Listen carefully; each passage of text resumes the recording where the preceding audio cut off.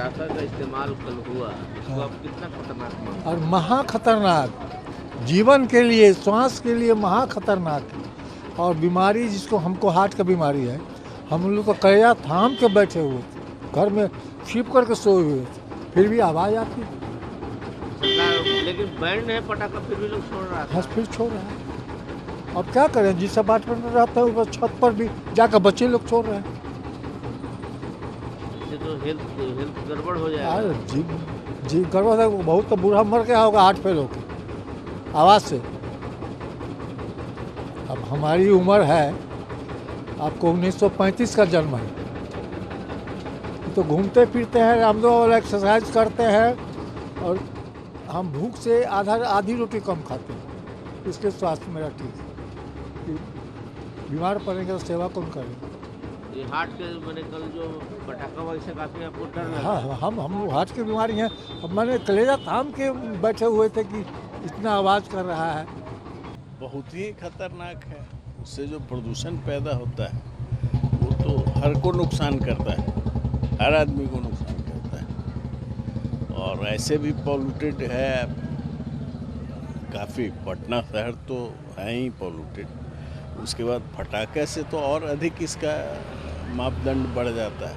Ban लगने के बावजूद इतना पटाखा छोड़ा गया।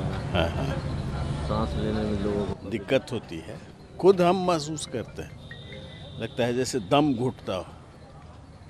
अगर फटाके का जो स्मेल आता है उसमें तो तकलीफ तो होती ही।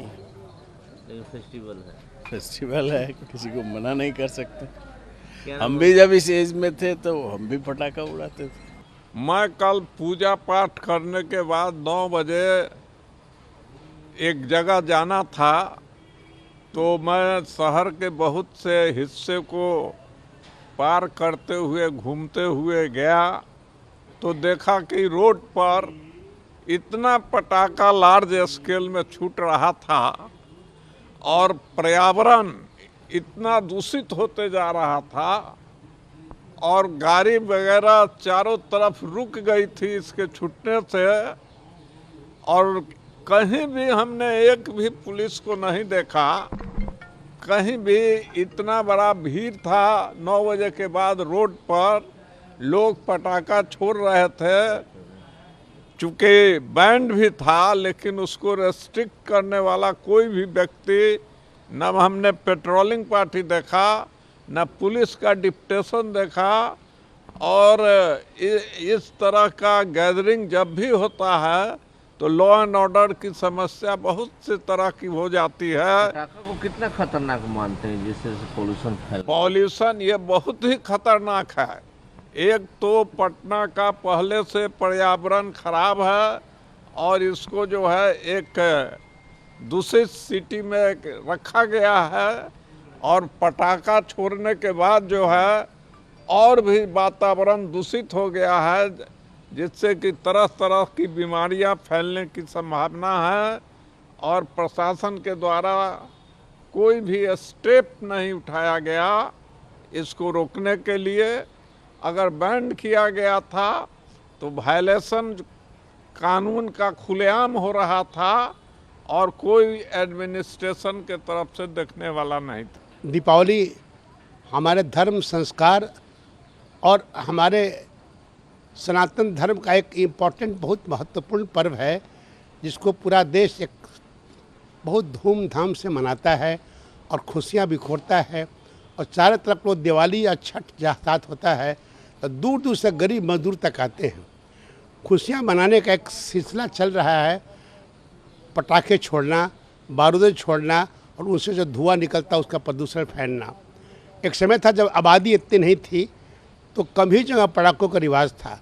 हमारे कैमूर जिला में तो दिवाली में पटाखा छोड़ा ही नहीं जाता है, लेकिन जैसे जैसे आबादी बढ़ते गई, लोगों की आर्थिक स्थिति बढ़ती गई, पटाखों की मांग बढ़ती गई, दुकानें बढ़ती हो गई, इसकी इंडस्ट्रीज खुल गई, और पटाखों में सैकड़ों आग लगने घटना के बावजूद पटाखे हर नया साल में अपने पिछले साल को रिकॉर्ड को तोड़ते चले जाते हैं, खतरनाक है। तोड़ते चले जाते हैं। इस तरह एक स्थिति ऐसी आ जाती है कि आदमी का स्वास्थ्य इसका बहुत बुरा असर पड़ने लगता है। प्रदूषित हो जाता है वातावरण, और वही ऑक्सीजन लंग्स में जाता है और हजारों रोगों को पैदा करता है। लेकिन ये एक अजीब प्रकृति की मजबूरी है, एक तरफ अपना परंपरा है, दूसरी तरफ वैज्ञानिक प्रदूषण है, लेकिन इंसान अपने आप को एडजस्ट करता है। मेरे समझ से दिवाली में इस तरह का पटाखेबाजी पर किस तरह नियंत्रण किया जाए, सरकार सोचती है। पटाखों का हर जिला में कलेक्टर लोगों ने मना किया था पटाखे न छोड़ें, लेकिन हमने देखा कि रात रात तक पटाखे पटना में छूटते रहे और प्रशासन कुछ नहीं करता था। लेकिन प्राकृतिक संतुलन बनाए रखने में एक प्रकृति खुद कोप लेती है और जब बीमारी फैलता है तो लोग अपने आप रास्ते पा जाते हैं। मेरा ख्याल है कि पटाखे छोड़ना एकदम नाजायज़ है, प्रदूषण फैल रहा है और वक्त आ गया है कि दिवाली में पटाखे छोड़ने का रिवाज ही बंद किया जाए।